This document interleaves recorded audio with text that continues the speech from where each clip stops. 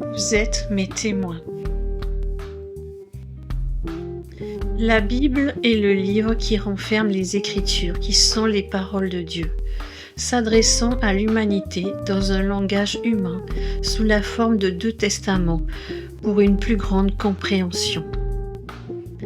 L'Ancien Testament renferme les livres qui nous racontent les heurts et malheurs que ce peuple a vécus et ont été écrits pour notre instruction, et en filigrane nous font apercevoir la venue de notre Sauveur Jésus-Christ. Le Nouveau Testament renferme les livres qui nous relatent la venue de Jésus-Christ sur la terre, son œuvre, son sacrifice expiatoire pour nos péchés et aussi la manière de nous conduire pour lui être agréable. Donc, la Bible est la parole de Dieu. Elle nous transmet à travers ses écrits tous les enseignements que nous devons suivre à la lettre pour devenir un véritable témoin de Jésus-Christ. De ce fait, cette parole ne peut être ni dissociée, ni transformée, et encore moins évolutive. Ce qui a été écrit il y a 2000 ans est valable de nos jours, car Dieu ne change pas.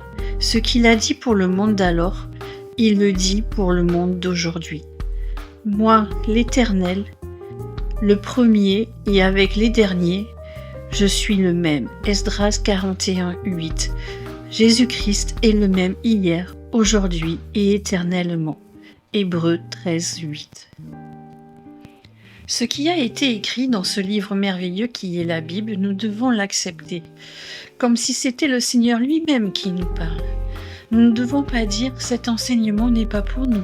Il était pour le temps des apôtres, ou c'était pour établir son Église, ou encore les temps, les coutumes, les mœurs n'étaient pas les mêmes qu'aujourd'hui.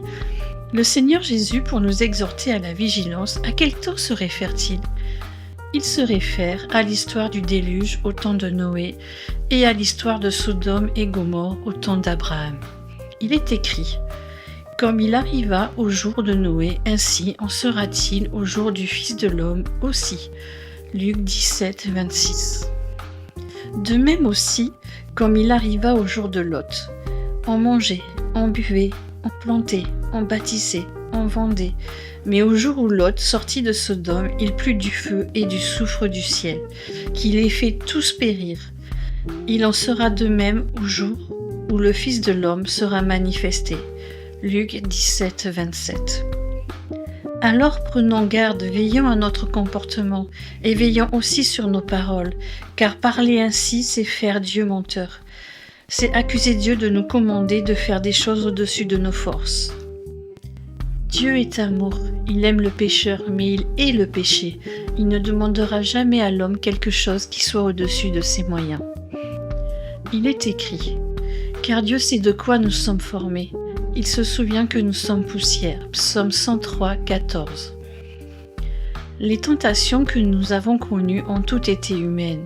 Ce sont celles qui se présentent normalement aux hommes. 1 Corinthiens 10, 13. Dorénavant, sachons une chose, avant de dire « je suis chrétien », faisons notre examen de conscience, parce que par cette parole, nous nous engageons devant Dieu. Car Dieu a dit « vous êtes mes témoins », que je suis Dieu. Esdras 43, 12. Le fait d'appartenir à une église ou d'être né et élevé dans une famille chrétienne ne nous fait pas chrétien, car on ne naît pas chrétien, on le devient. Je te le déclare, c'est la vérité. Personne ne peut voir le royaume de Dieu s'il ne naît de nouveau. Ce qui est né d'un père humain est humain. Ce qui est né de l'Esprit Saint est esprit. Jean 3, 6. Donc, pour être un véritable témoin de Jésus-Christ, il faut être né de nouveau et être en communion avec Dieu.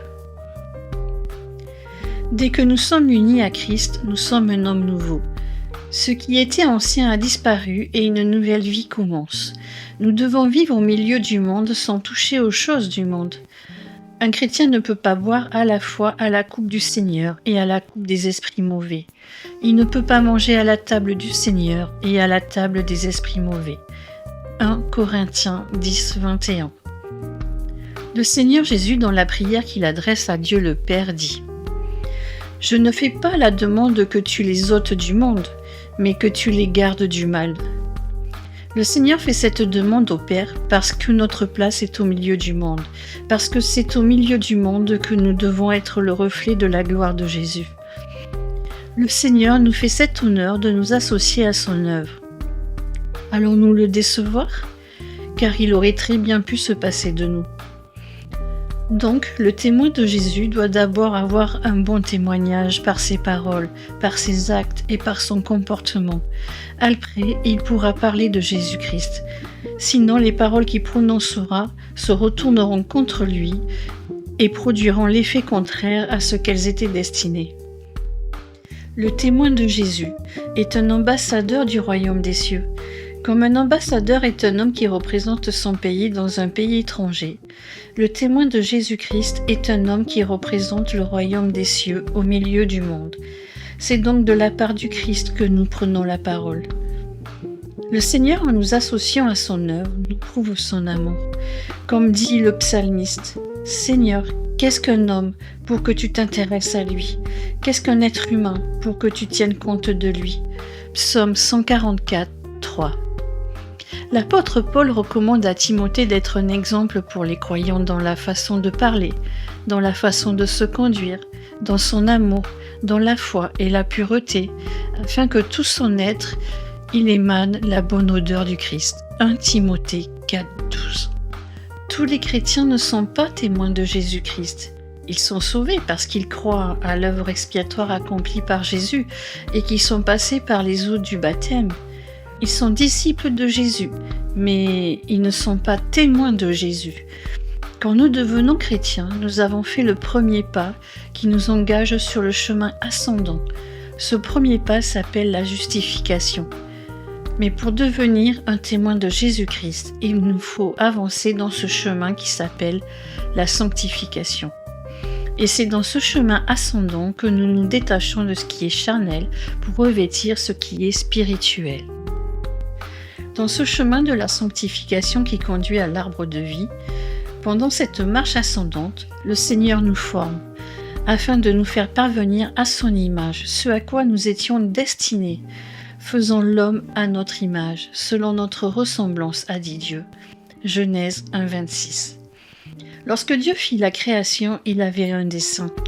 Établir l'homme comme gérant de la création et le témoin de sa gloire. Esdras 43, 7. L'homme qui avait reçu les pleins pouvoirs pour gérer ce paradis terrestre et représenter Dieu, Satan, en déformant les paroles que Dieu avait dites à Adam, lui ravit les pleins pouvoirs. L'homme de maître devenait serviteur. Alors Dieu, dans son amour pour sa créature, envoya son Fils bien-aimé pour nous racheter et nous mettre sur le bon chemin, et nous donner l'exemple de la vie que nous devons avoir pour se dire chrétiens. Je vous ai donné un exemple, afin que vous agissiez comme j'ai agi envers vous. Jean 13, 15. Le Seigneur Jésus, avant d'être enlevé pour aller au ciel, reprendre sa place à la droite de Dieu, a dit « Vous recevrez une force quand le Saint-Esprit descendra sur vous. Vous serez alors mes témoins, vous parlerez de moi. » Mais pour parler de Jésus, il faut le connaître, pas seulement en écoutant les sermons, mais en écoutant Jésus nous instruire par sa parole, et en faisant des expériences en la mettant en pratique. Car écouter veut dire aussi obéir. Et ce travail de formation se fait à l'Église, l'Assemblée, car le Seigneur a dit « Là où 2 ou 3 sont réunis en mon nom, je suis au milieu d'eux. » Le Seigneur, en nous envoyant au milieu du monde, connaissait les difficultés que nous aurions à surmonter. C'est pour cela que dans la prière qu'il fait à Dieu le Père, il dit « Je ne fais pas la demande que tu les ôtes du monde, mais que tu les gardes du mauvais. » Nous ne pouvons pas être un témoin si auparavant nous ne sommes pas un témoignage, et nous ne pouvons pas nous dire chrétiens si nous vivons comme le monde. Pour être un véritable témoin de Jésus-Christ, il nous faut être fidèle à ses commandements et le prouver en les mettant en pratique, mais pas seulement dans l'Église, surtout et principalement hors de l'Église. Pour mettre les commandements en pratique, il faut étudier sa Bible. Voici ce que écrit l'apôtre Jean à ceux qui se disent chrétiens. Si quelqu'un affirme « Je le connais », mais n'obéit pas à ses commandements, c'est un menteur et il n'y a pas de vérité en lui.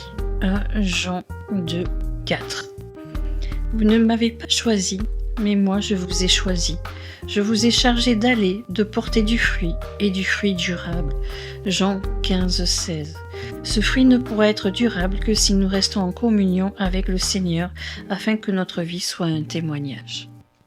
Le prophète Osée a bien prophétisé quand il dit « Il n'y a plus ici ni fidélité, ni bonté. On ne me connaît plus comme Dieu. Mon peuple succombe faute de savoir qui je suis. » Osée 4, 1 à 6. Salomon, qui était sage, a fait cette demande à Dieu. « Mon Dieu, je te demande 2 faveurs, accorde-les-moi jusqu'à la fin de ma vie. Empêche-moi de tromper les autres, et ne me laisse pas devenir trop pauvre ou trop riche. Donne-moi juste ce dont j'ai besoin pour vivre. Si je possède trop, je risque de te trahir, en disant « À quoi Dieu sert-il » Si j'ai trop peu, je risque de voler et de déshonorer aussi mon Dieu. Proverbe 30, 7. Voilà la prière que le véritable témoin de Jésus-Christ doit faire monter vers Dieu. Arrêtons-nous un instant sur la route où nous marchons, regardons et informons-nous des expériences du passé. Cherchons le bon chemin, suivons-le et nous trouverons le repos, dans Jérémie 6 à 16.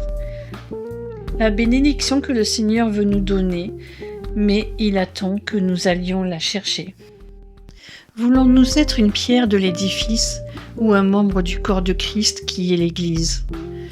L'édifice, même si c'est une belle cathédrale, ne représente pas Jésus-Christ, mais l'œuvre des hommes.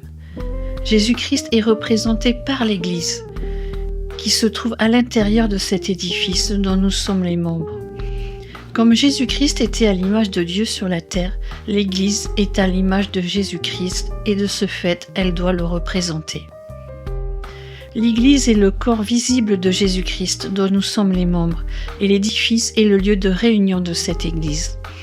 Donc le lieu a peu d'importance. Ce qui est important, c'est que cette Église soit la représentation réelle de notre Seigneur Jésus-Christ et cela dépend des membres qui forment ce corps. Si les membres sont une pierre de l'édifice, l'Église vivra dans un état léthargique. Mais si les membres de cette Église sont de véritables chrétiens qui se réunissent dans l'exhortation et la prière, ils deviendront de véritables témoins de Jésus-Christ. Alors s'accomplira la promesse que Jésus fit à ses apôtres.